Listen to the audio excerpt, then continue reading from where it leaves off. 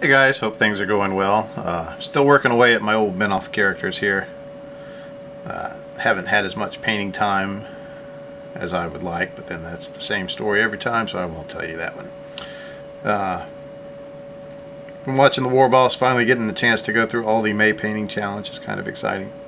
Helps me relive my old glory days back then. Seems so long ago, but it was only a few months. It's amazing how that happens. Working on the choir of Menoth. You can see I've already got a couple of base coats on. Nowhere near ready to do the Army Painter quick shade on them. But that, depending on how I do it, I may be able to get that done some this week. Sometime this week. That's the words I was looking for. Actually got a game played with the Protectorate of Menoth, which I think is my third, maybe fourth game ever, and it was a big one. It was a 50-point game. Played my buddy here in town. He is also a stay-at-home dad with a wife for a doctor, or a doctor for a wife. There we go. My English it done be good.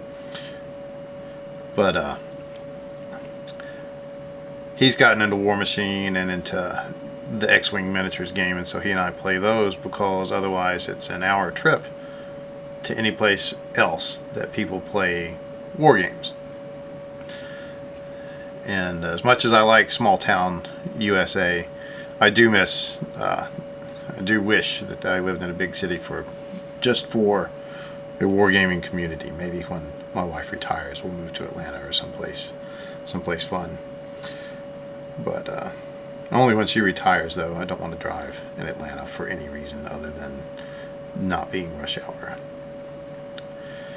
But yeah, things are good. I am enjoying still the Get It Painted challenges, the studio updates, the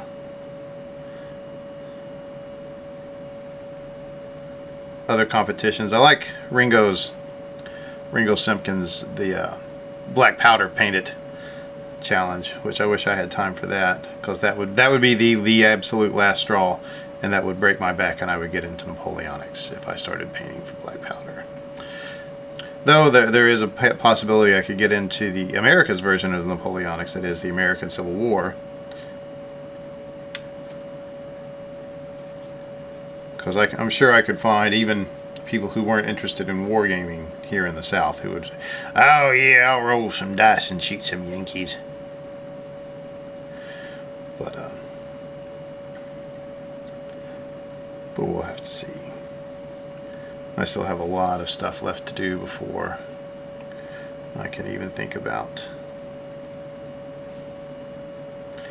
opening a new can of worms.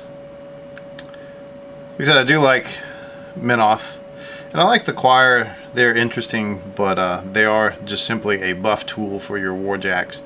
They give them a couple of different buffs, like some that are valuable, like not being able to be targeted by projectile weapons, or not being able to be targeted by magical spells, magical ranged weapons, or +2 to attack and +2 to damage. Very interesting, but one thing I do not like about them are their little staffs. If you look here, you can kind of see how his staff, right where it connects to the cross, is a little boinked.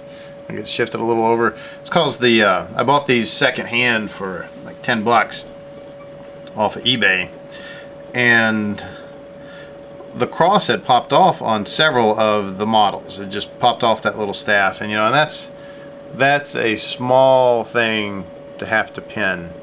And so I had to go and find, Privateer Press actually sells some really thin drill bits, and that's what I ended up using. But to get it to fit into my pin vise, I had to wrap the end of the bit in masking tape, and that's not a very secure or strong grip. And so I had to drill very slowly and very gently, and then the brass rod for it that came with the drill bit was so thin. I mean, it was tedious. It was to make a long story shorter. Too late. But But overall, still enjoying painting these guys. I did finish more or less the Paladin.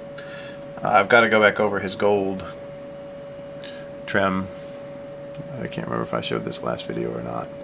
Got the white highlights. The whiter armor looks really nice. I'm tempted to go back over his cloak and bring it up a little bit red. I need to go through the folds in the bottom and hit it with a matte varnish. I've got some acrylic matte varnish I can paint on so I don't have to spray it.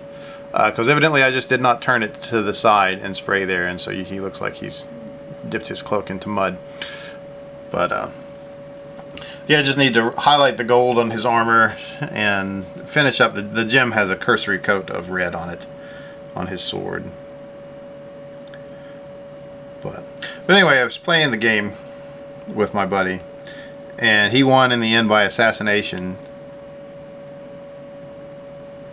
Because I still forget that, you know, if your Warcaster dies, game's over. I have to think if anybody ever played Total Annihilation back in the day, or a Supreme Commander, I think was its reboot. You can still get that one on Steam, which is good if you like real-time strategy. I recommend that one. If you don't like real-time strategy, then you don't want to play it. But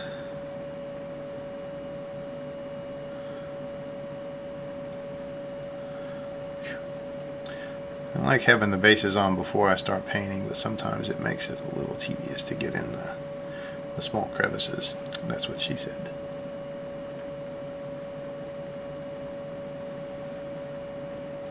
Oh, missed the leather piece.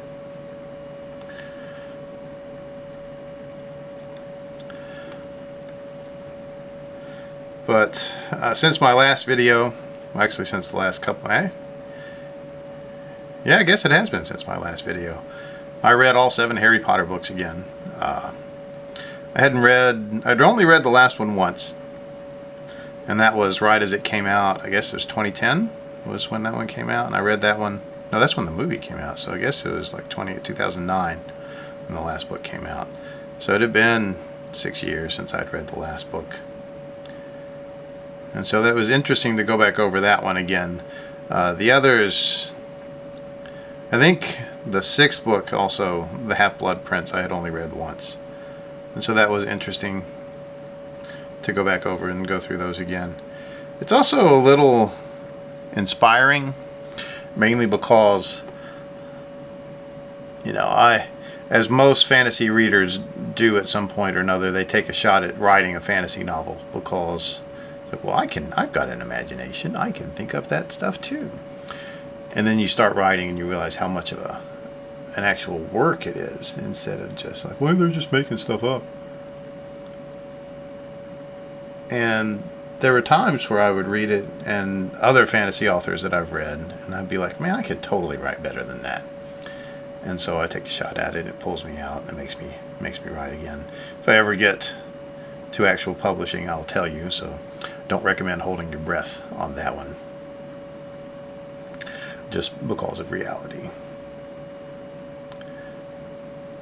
But it does let me write and type and all sorts of things.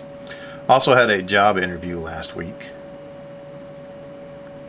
I had one of the local libraries called me up and asked me if I would like to come in and interview for a job. I don't know if you're new to the channel or whatever. I used to work in a public library for about 4 years, and went on and got my master's in library science after my second child was born, and I became a full-time stay-at-home dad.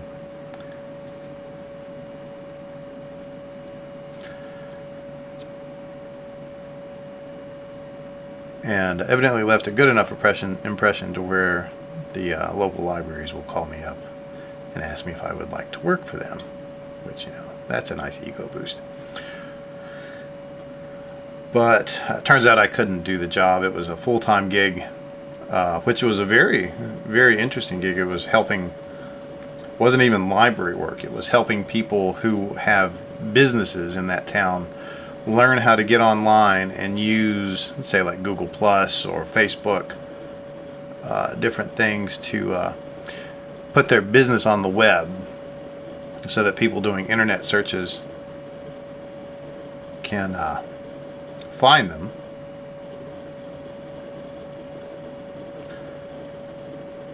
And then use their shop for business. And if my kids were already in school, I would have been very interested in it. But as it is, they're still, one's still in diapers. And I just didn't want to, I don't want to pawn my kids off to a full-time daycare, which would have to be a new place for them to go. They go to a little half-morning daycare already. A mother's morning out is what they call those. And they'd have to get new friends. We'd have to find new teachers. You know, there would be trauma and movement and all sorts of things. And to me, it just wasn't worth the amount of shakeup it would cause. Not to mention, it wouldn't be worth the money either. My wife, because of her profession, does pretty well, and so it would put us in a tax bracket here in the U.S. where all the money that I made would either go to taxes, that it would get taxed out of us, and then the remainder would go to the daycare, and probably more money from my wife would have to go to satisfy the cost of the full-time daycare. Because even here in little place, it's expensive to get into a full-time daycare.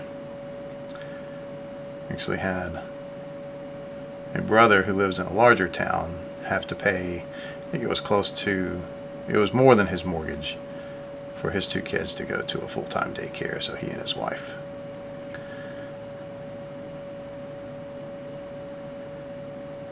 could work.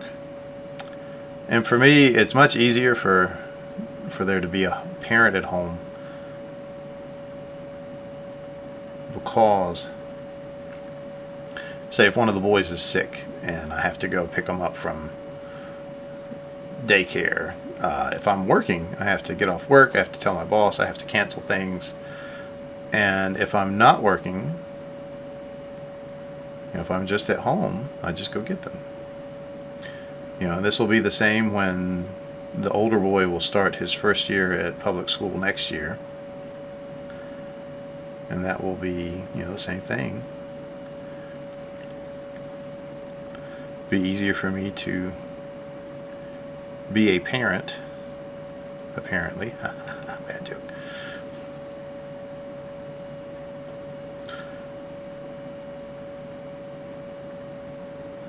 If I don't have work commitments.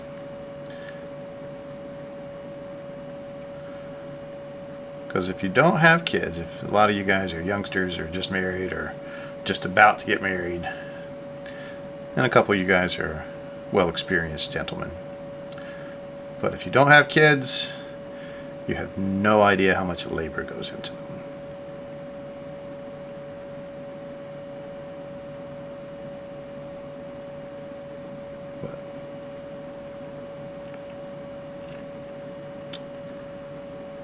Yeah, so don't have kids until you're absolutely ready for them. They are worth it. I mean, they are worth losing all of your free time, all of your social life,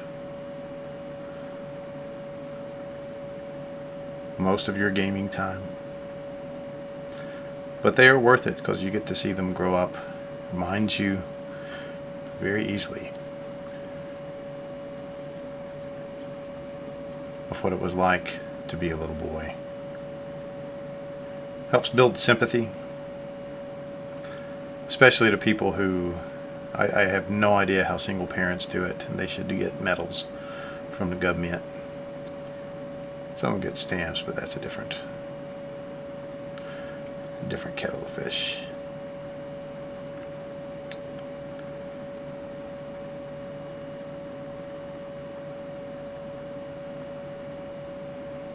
But anyway, I guess that's enough of a ramble for now.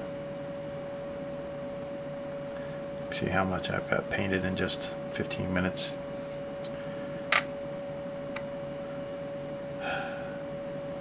So I've got a long way to go before. Luckily these guys don't have a whole lot of gold on them. So I always have to be careful with the gold, because once you get it on something, it's on. I've got brighter gold I think I may use for highlights.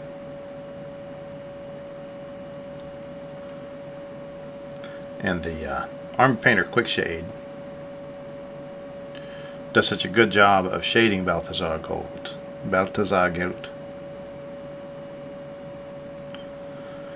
That I really like using it on this sort of thing.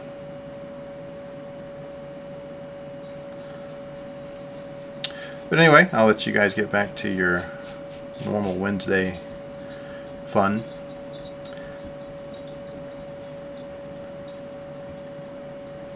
May your paintbrushes always be straight. May your metallics always be shiny. And may wet blending come to you easy. Adios.